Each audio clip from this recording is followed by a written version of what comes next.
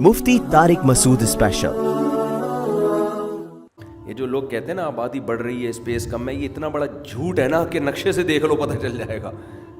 Australia की आबादी इतनी थोड़ी है और स्पेस इंडिया से 3 गुना ज़्यादा। इतनी दुनिया खाली पड़ी हुई है ना कि बरसाती मेंढकों की तरह फुल स्पीड से भी बच्चे पैदा करो, ये दुनिया भी भरने वाली नहीं है। ये तो आप कुएं के मेंढक को एक जगह बैठ के सोच रहे होते हो और वसाइल से भरी हुई है, खोदना शुरू करो पता नहीं क्या क्या निकलेगा अभी।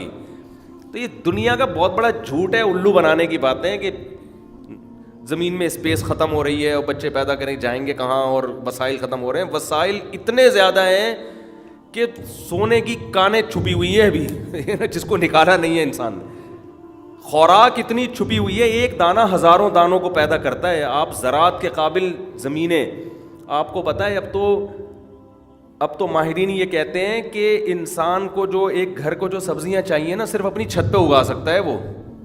एक ख़ानदान को जो आलू प्याज टमाटर लहसुन अदरक चाहिए ना, इसके लिए बहुत बड़ी बड़ी ज़मीनों की ज़रूरत नहीं है। आप गमलों के अंदर अपने घर के तमीज़ से ख़ास तरतीब से लगाएं, वही आपकी सारी खुराक को पूरा कर देगा। तो ये तो दुनिया का सबसे बड़ा झूठ है कि बच्चे पैदा हो रहे हैं तो रिस्क की कमी हो रही है और खा रहे हैं एक दूसरे को। बर्बाद कर दिया अपने आप को, सुकून बर्बाद। वो एक साहब आए आज अमेरिका से आए थे तो कुछ बातें कर रहे थे ना कि नफ्सियाती डॉक्टर वहाँ ये कर रहे हैं, फलाना कर रहे हैं वगैरह वगैरह, जो भी वहाँ के साइकेट्रिक या साइकोलॉजिस्ट होते हैं। मैंने कहा देखो हमारे इलाके में आप जाओ, मैं आपको सर्वे करवाऊँगा। गरीब इलाकों में 12-12, 15-15 बच्चे हैं, न पाँव में चप्पल न कोई पहनने का अच्छा कपड़ा उन बेचारों के पास, कोई भी डिप्रेशन में नहीं जाता और सब बासलाहियत का मतलब कॉन्फिडेंस। और मैं तो गांव देहातों में गया हूँ, कोई कमीशन ऑफिसर जा रहा है आर्मी में डायरेक्ट, सही है ना। जो पढ़ाई की तरफ आ गए ना उनमें सलाहियत शहरी बच्चों से ज़्यादा है। अब याद रखो गांव में नाख्वानदगी का वो रेशो नहीं है जो पहले हुआ करता था। अब गांव देहातों में एजुकेशन का रेशो शहरों से ज़्यादा है। हम तो 20 साल पहले भी घूमते फिरते थे और अब भी घूम फिर रहे हैं। पहले हमें याद है गांव देहातों में जब हम जाते थे बेचारों का ना स्कूल का पता ना तालीम का पता। अब जब आप जाओ ऐसे ऐसे पसमानदा इलाकों में, ये PhD है, इसने मास्टर किया हुआ है, इसने MBA किया हुआ है, इसने पता नहीं जोलॉजिस्ट में ये किया हुआ है, ये कमीशन ऑफिसर गया हुआ है नेवी में, और बच्चे दे मार 4.5 उसी हिसाब से होंगे।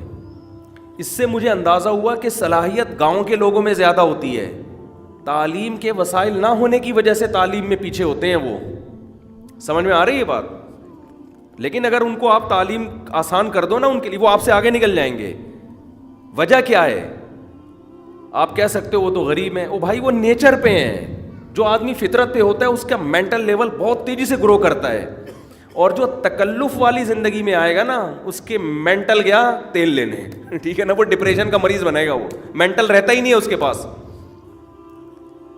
तो वो नफ्सियाती डॉक्टर थे ना, वो कहने लगे कि वो जी एक्चुअली वो ये यूं वगैरह वगैरह जो भी बातें होती हैं उनकी। मैंने कहा यार हमारे यहाँ गरीबों के बच्चों को जाके देखो आप, बशर्ते कि उनको ज़ाहिर है कोई गाइड भी करे ना। सलाहियत की बात हो रही है ना, गाइडेंस ही नहीं होगी वो तो चोर उचक्के बनेंगे। वो तो फिर मालदारों के भी बनते हैं, गरीबों के थोड़ी बनते हैं, बल्कि वो ज़्यादा बनते हैं। आजकल शराब, चरस, गांजे मांजे ये सारे मालदारों के फैशन बन चुके हैं।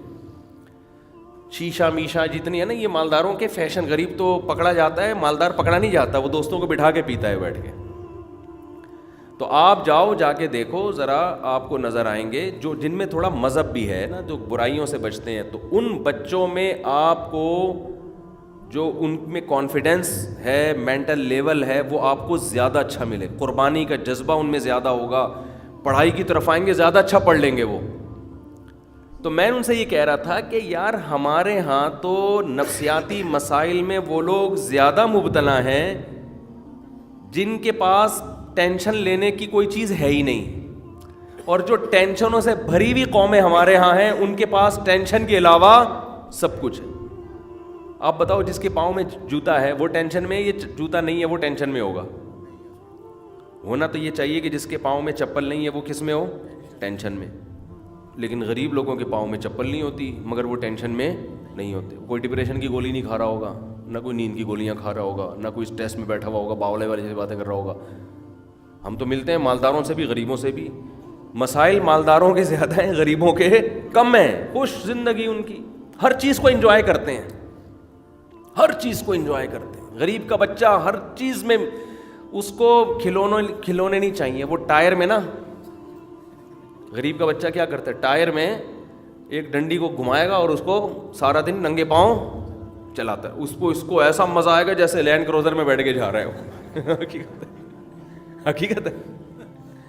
پٹے گا باپ سے, مگر باپ کے دل میں بغاوت نہیں پیدا ہوگی. وجہ کیا ہے, نیچر پر ہے. ایک تو زیادہ ہوتے ہیں نا بہن بھائی, ایک پٹتا ہے. بہن بھائی جب ایک دو ہو نا, وہ پٹتے ہیں تو نیگیٹو اثرات پیدا ہوتے ہیں. زیادہ پٹتے ہیں نا تو ان کو پتہ ہے یار ہماری دھنائی ہے تو اس کی بھی تو دھنائی ہوئی تھی نا, یہ تو کلچر کا حصہ ہے, ابا پیٹتے ہیں بھائی کسی کو بھی. ایک دو بچے جب آپ کے کٹتے پٹتے ہیں, وہ عجیب ڈپریشن میں جانے لگتے ہیں. میرے ابا نے میرے پہ ہاتھ اٹھایا, ہر وقت وہ اس کو. بچہ کیا کرتا ہے, دوسرے بچے کی جو فکر ہے نا اس کو ڈائیورٹ کر دیتا ہے. یہ خوب سمجھ لیں, دیکھو ایک تجربہ کر کے دیکھو. میں آپ کو کوئی بڑے بڑے سائنسدانوں کے حوالے نہیں دوں گا, میں آپ کو کہوں گا آپ خود تجربہ کر کے دیکھو. آپ اپنے اکیلے بچے کو کہیں لے کے جاؤ, چپ بیٹھا رہے گا وہ ایسے گمسم نا, بائک پہ بٹھاؤ, ٹینکی پہ لے کے جاؤ, چپ جائے گا سارا راستہ. بہت دو چار مشکل سے باتیں کر لے. اسی کی عمر کا ایک اور بچہ ساتھ میں بٹھا دو آپ, پھر آپ دیکھو کتنی باتیں پھینکے گا راستے میں, وہ مسلسل بولتا چلا جائے گا. اور آسان تجربہ کرو, آپ اپنی چھوٹی سی بچی کو 2 سال کی ہو, جس میں کوئی سینس نہیں ہوتی 2 سال کی بچی میں نا, آپ لے کے بیٹھو. بڑے بڑے لوگ آئیں گے, سامنے سے گزر جائیں گے, وہ کسی کی طرف توجہ نہیں کرے گی. آپ ذرا 4-5 سال کا بچہ اس کے ساتھ لے کر آؤ, ایک دم آپ دیکھنا اس بچی کے چہرے کے ایکسپریشن جو ہے نا وہ فوراً تبدیل ہونا شروع, عجیب اس کی بانچیں کھلنا شروع ہو جائیں گی. حالانکہ وہ آپ کا بھائی یا بہن, اس کی بھائی یا بہن بھی نہیں ہے, الگ سے کوئی بچہ ہے ایک دم, اور عمر میں 3-4 سال کا بھی فرق ہے. جتنا اس کے عمر کے قریب بچہ لاتے رہو گے نا, آپ دیکھو کہ اس کے چہرے کے ایکسپریشن اتنے زیادہ بدلنا شروع ہو جائیں گے. 2 سال کی بچی میں کوئی شعور ہوتا ہے؟ 1.5 سال, میری بچی 1.5 سال کی ہو جائے, میں چھٹانکی کی میں نے زیارت کرائی تھی, یہ 1.5 سال کی ہے, 1.5 سال کی بچی ہے. اب چونکہ اس کا کوئی بھائی بہن نہیں ہے, اکیلی ہے بھی, یہ لیٹسٹ ورژن ہے نا, تو یہ تو 1.5 سال کی بچی ہے. میں نے بارہا تجربہ کیا ہے, اس کو ہم لے کے بیٹھے ہوئے ہیں کہیں بھی, چپ بیٹھی ہوئی ہے. 7 سال کا بچہ یا بچی آئے گی نا, یہ اس کو دیکھنا شروع. اگر 7 سال کا بھی ہے اور ایک 6 سال کا بھی ہے تو یہ 6 سال والے کی طرف مائل ہوگی. ایک 6 سال والا بھی, ایک 5 سال والا بھی ہے تو یہ 5 سال والے کی طرف مائل ہوگی. 5 سال والا بھی ہے, 4 سال والا بھی ہے, یہ کس کی طرف مائل ہوگی؟ اس کے جو دوسرے چینل سے بہن بھائی ہیں نا, دوسرے اسٹیشن سے, جو سب سے اس کی عمر میں قریب ہے, اس کی اس سے دوستی ہے. بچہ خود تلاش کرتا ہے مجھے اپنا قریب العمر چاہیے, حالانکہ وہ 1.5 سال کا بچہ ہے, ابھی اس میں شعور نہیں ہے, لیکن اس کی بانچیں کھل جاتی ہیں اپنے جیسا بچہ دیکھ کے.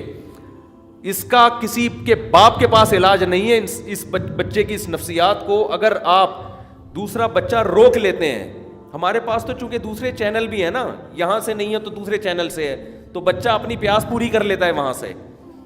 جن کے پاس ایک ہی چینل ہے اور وہ بچے کی پیدائش میں وقفہ کر لیتے ہیں, وہ خدا کی قسم اپنے بچے پہ ظلم کر رہے ہیں, بچے پہ ظلم کر رہے ہیں. وہ آپ نے 3-3 4-4 سال کا 2 بچوں میں وقفہ کر دیا, اس بیچارے کا کیا قصور ہے جو کم بخت پہلے پیدا ہو گیا؟ 3 سال تک آپ نے اس کو اس کا بہن بھائی نہیں دیا بھائی, 4 سال ہو گئے, وہ ڈسٹرب ہوگا. تربیت کا ہمارے ہاں مطلب یہ سمجھا جاتا ہے بچے کی 24 گھنٹے نگرانی. کہہ رہے ہم 1 کی نگرانی کر سکتے ہیں, 2 کی نہیں کر سکتے. او بھائی یہ آپ کی بنائی ہوئی تربیت ہے, یہ نیچرل نہیں ہے. یہ ہمارا کھڑا ہوا ہے نا گارڈ ساجد, ان کے کبھی گھر جا کے دیکھو, ماشاءاللہ یہ KPK سے ان کا تعلق ہے, ان کے ہول سیل کے حساب سے بچے ہوتے ہیں. یہ مجھے بتاتا ہے اپنے گھر کے واقعات. کہہ رہے ہیں ہمیں پتہ بھی نہیں ہوتا بچے کیسے پل رہے ہیں, خود ایک دوسرے کو مارتے کوٹتے, معافیاں مانگتے, کھیلتے کودتے بڑے ہو جاتے ہیں. اور چونکہ بچے بچپن سے لڑتے ہیں تو لڑنے میں ان میں بہادری بھی پیدا ہوتی ہے, قوت برداشت پیدا ہوتی ہے ان میں, ممی ڈیڈی نہیں بنتے وہ. اس کو میں نے رکھا ہی اس لیے, اگر یہ برگر فیملی سے ہوتا میں اس کو رکھتا, میں کہتا اس کو سنبھالنے کے لیے 6 گارڈ اور چاہیے ہمیں. حقیقت ہے نا, یہ ہمارا شاگرد ہے نا, تو اس کو سنبھالنے کے لیے 6 بندے ہمیں اور رکھنے پڑتے ہیں.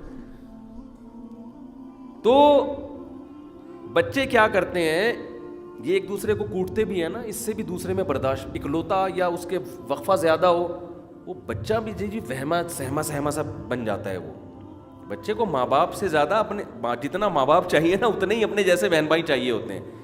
سارا گوروں نے سیٹ اپ کی, ایسی کی تیسی کر دی. اور تفریح پہ جب بچوں کو لے جاؤں نا تو زیادہ ہوں تو مزہ آتا ہے ان کو لے جانے میں, وہ سب انجوائے کرتے ہیں ایک دوسرے کے ساتھ.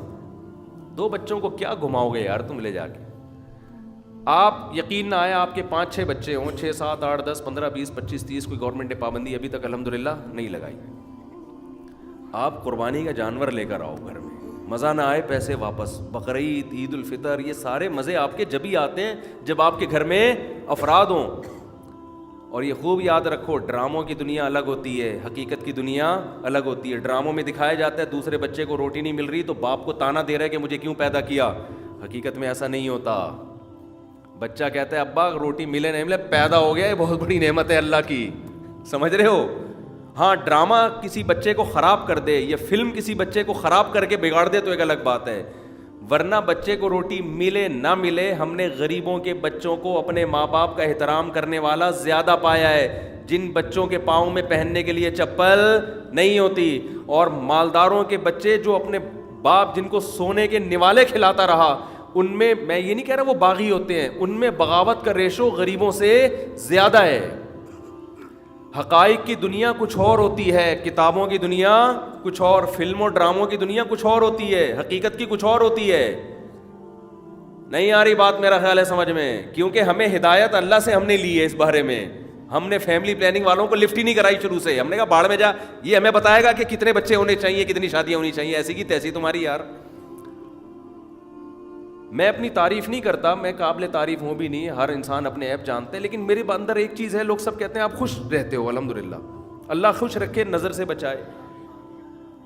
یہ صرف آپ نہیں کہتے, یہ میرے دوست بھی کہتے ہیں, یار آپ ہمیشہ خوش نظر آتے ہو, بڑے آرام سے.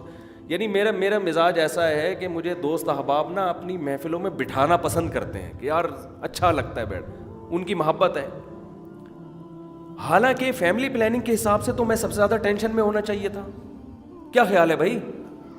فیملی پلاننگ کہتا ہے جس کی آبادی زیادہ ہے اس کی ٹینشنیں زیادہ, 2 بچے ہلکے پھلکے کم ٹینشن. تو یار میں تو پھر 14 بچوں کے ساتھ میں تو مر دفن ہو چکا ہوتا اب تک ٹینشن میں. یہ کتنی بڑی دلیل ہے خدا کی قسم. اور آج یہ دلیل آپ کو میری سمجھ میں آ رہی ہے. جب میں 15 سال پہلے میں نے یہ تحریک شروع کی تھی کہ گھر بڑا ہونا چاہیے, اولاد زیادہ ہونی چاہیے, اس وقت لوگ اس بات کو نہیں مانتے تھے. اس وقت کہتے تھے مفتی صاحب تم ٹینشن میں آ جاؤ گے, زندگی عذاب بن جائے گی تمہاری.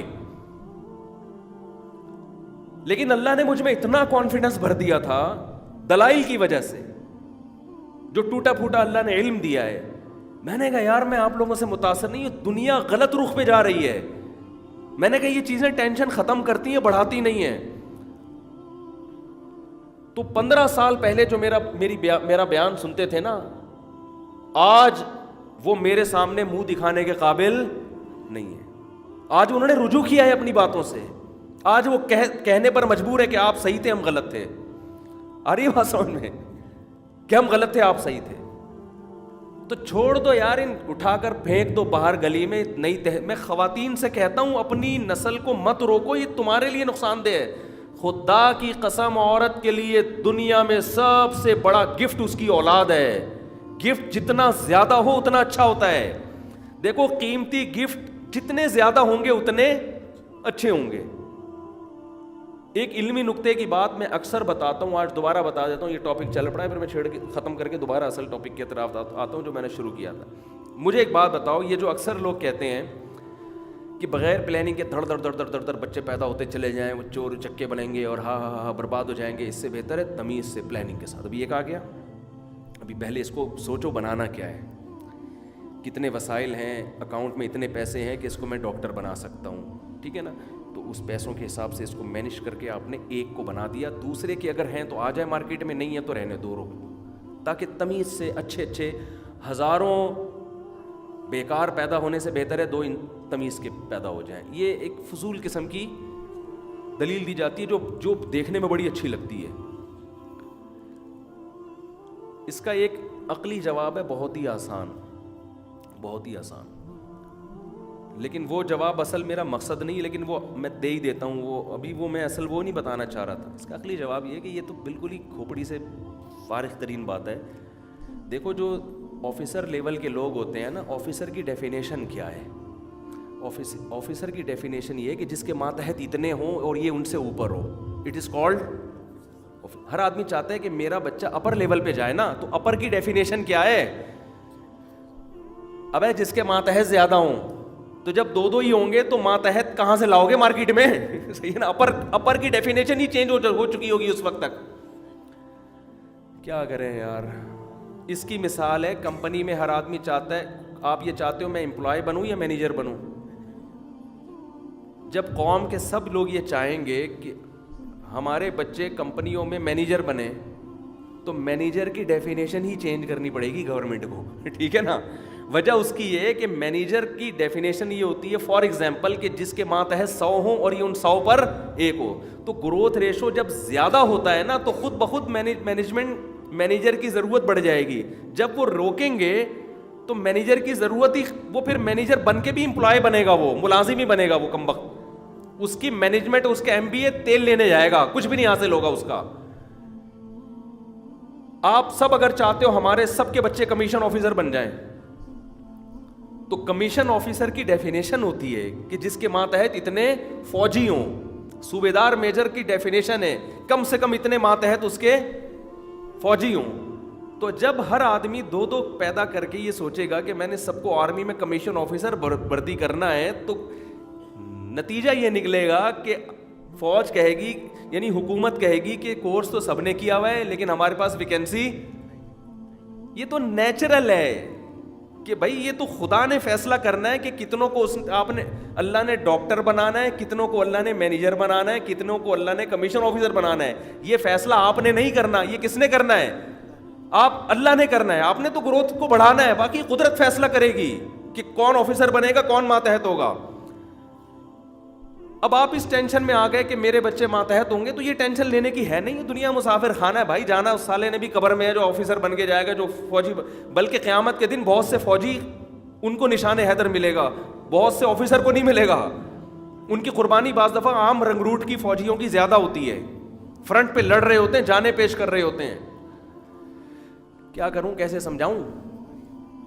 ان کو ہو سکتا ہے زیادہ اجر ملے. بلال حبشی تو غلام تھے, وہ تو غلام تھے, لیکن نبی نے کیا فرمایا کہ میں نے ان کی آہٹ کی آواز جنت میں سنی. دنیا میں نبی نے جنت میں سن لی ان کی آواز. تو یہ تو اس کا عقلی جواب ہے کہ یہ بات ہی غلط ہے. دوسرا اس کا جو قرآن و سنت والا جواب ہے نا, وہ یہ ہے کہ یہ جو کہتے ہیں نا اتنے بے تحاشا جب پیدا ہو جائیں گے, بے تحاشا, تو بھائی پلاننگ کے تحت ہو اتنے یہ تو خوب سمجھ لو اولاد سے بڑھ کر ماں باپ کے لیے کوئی تحفہ ہے نہیں. قرآن سے بھی پتہ چلتا ہے, عقل بھی یہ کہتی ہے آپ کے اپنے صرف آپ کی اولاد ہی ہوگی اور کوئی نہیں ہوتا. جو ماتحت بھی ہے, جس پر آپ کے سب سے زیادہ احسانات بھی ہیں, اور آپ کے آپ کا بلڈ ہے, وہ آپ کی مثال ہے, وہ آپ کی نظیر ہے وہ. اب مجھے ایک بات بتاؤ کہ قرآن کہہ رہا ہے یَهَبُ لِمَن یَشَاءُ اِنَاثًا, میں جس کو چاہتا ہوں بیٹیاں گفٹ دیتا ہوں, جس کو چاہتا ہوں بیٹے گفٹ دیتا ہوں. تو گفٹ کس کی طرف سے ہو گیا؟ یہ اللہ کی طرف سے. بتاؤ گفٹ لینے میں پلاننگ کی جاتی ہے یا گفٹ آنے کے بعد پلاننگ کی جاتی ہے؟ کبھی دنیا میں کوئی ایسا بیوقوف دیکھا جو کہے کہ چونکہ مجھے سونے کے کڑے گفٹ دیے جا رہے ہیں تو میں پلاننگ کرتا ہوں کہ میں 3 کڑے سے زیادہ لے نہیں سکتا, کیونکہ اس کی انویسٹمنٹ کا تو میرے پاس انتظام ہے, 4تھی اینٹ سونے کی مجھے کسی نے دی تو پتہ نہیں میں کہاں خرچ کروں گا, ضائع نہ ہو جائے تو رہنے دو. کبھی دنیا میں ایسا بیوقوف دیکھا؟ بھائی گفٹ تو جتنا آئے آن دے, ٹھیک ہے نا, آنے دو. لینے کے بعد پلاننگ کی جاتی ہے. ہم پلاننگ کے منکر نہیں ہیں کہ بچے برساتی مینڈکوں کی طرح پیدا ہو رہے ہیں, جیسے مینڈک کی کوئی پلاننگ نہیں ہوتی, آپ بھی پلاننگ نہ کرو. ہم کہتے ہیں اس پلاننگ کے نتیجے میں نسل مت روکو, جتنے خدا گفٹ دینا چاہ رہا ہے وہ لے لو, اور جو جو گفٹ آتا جا رہا ہے اس کی پلاننگ کرتے چلے جاؤ. اس کمبخت کو بنانا کیا میں نے, اس کمبخت کو میں نے, کمبخت اس لیے کہہ رہا ہوں کہ حالات ایسے چل رہے ہیں. کہ باپ کہتا ہے یار یہ کمبخت پتہ نہیں مفتی صاحب کے بیان سن کے پیدا ہوا تھا, یہ عجیب سی چیز پیدا ہو گئی. تو بھلے کمبخت کہو آپ اس کو, کچھ بھی کہو, لیکن ہے وہ انسان ہے. دیکھو اس زمین پر انسان کے لیے انسان سے بڑا گفٹ کوئی بھی نہیں ہے. اس زمین پر انسان کے لیے انسان سے بڑا گفٹ, جو کہتے ہیں نا نسل روکو, اس کا مطلب وہ انسان کی ویلیو گھٹا رہے ہیں. وہ کہہ رہے ہیں سونا بھی گفٹ ہے, آلو بھی گفٹ ہے, ٹماٹر بھی گفٹ ہے, انسان گفٹ نہیں ہے. تم تو یار ان چیزوں کی ویلیو انسان سے بڑھا رہے ہو, تم سے تو بڑا, اور لیبل یہ لگاتے ہیں انسانیت کی خدمت کر رہے ہیں. کہاں سے خدمت ہو گئی بھائی یہ؟ تو اس لیے عورتیں اپنی جان پہ رحم کریں. جو عورت کی زیادہ اولاد ہوتی ہے نا وہ زیادہ خوش ہوتی ہے.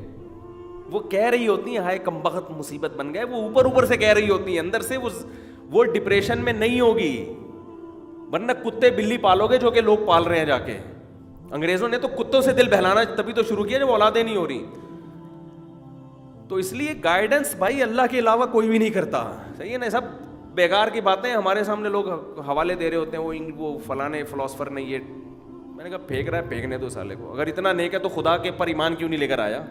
اتنا اچھا ہے تو اتنا اچھا ہے اگر, تو اس کو تو اللہ کو ماننا چاہیے کہ یار یہ سارا نظام خود نہیں بن سکتا, خدا نے بنایا ہے. اور جب خدا کو مانے گا تو پھر خدا کا بندوں سے لکھ کیا, اس پر غور کیوں نہیں کرتا؟ اتنی بڑی چیز پہ آپ غور کر نہیں رہے اور پیچیدگیوں میں الجھا کے انسانیت کی کو تباہ و برباد کر دیا. آپ کو